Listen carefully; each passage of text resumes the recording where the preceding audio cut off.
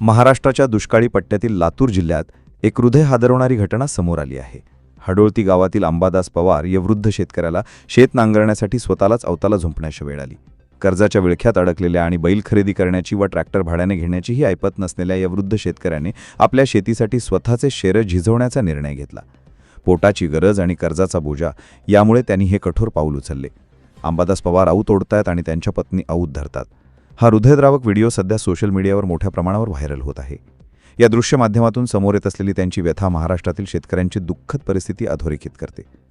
एका बाजूला सरकारी पातळीवर कर्जमाफी, शेतकरी कल्याण योजना, अनुदानाचे लाखो दावे केले जात असताना प्रत्यक्षात वृद्ध शेतकरी आणि त्याच्या पत्नीला स्वतःचेच शरीर बैलासारखे वापरावे लागते, हे शासन व्यवस्थेचे स्पष्ट अपयश आहे. अंबादास पवार यांच्यासाठी बैल विकत घेणे तर दूरच, ट्रॅक्टरवाला भाड्याने घेण्याचेही पैसे नव्हते. शेती करणे त्यांच्यासाठी परवडणारे राहिलेले नाही. हा व्हिडिओ व्हायरल झाल्यानंतर सहकार मंत्री बाबासाहेब पाटील यांनी अंबादास पवार यांना थेट फोन करून संपर्क केला. त्यांनी कर्जफेडीची ग्वाही दिली, तसेच बियाणे आणि खते पुरवण्याचे आश्वासनही दिले. या घटनेतून एक गोष्ट स्पष्ट होते: शासनाचे लक्ष फक्त व्हायरल झाल्यावरच जातं, आधी नाही.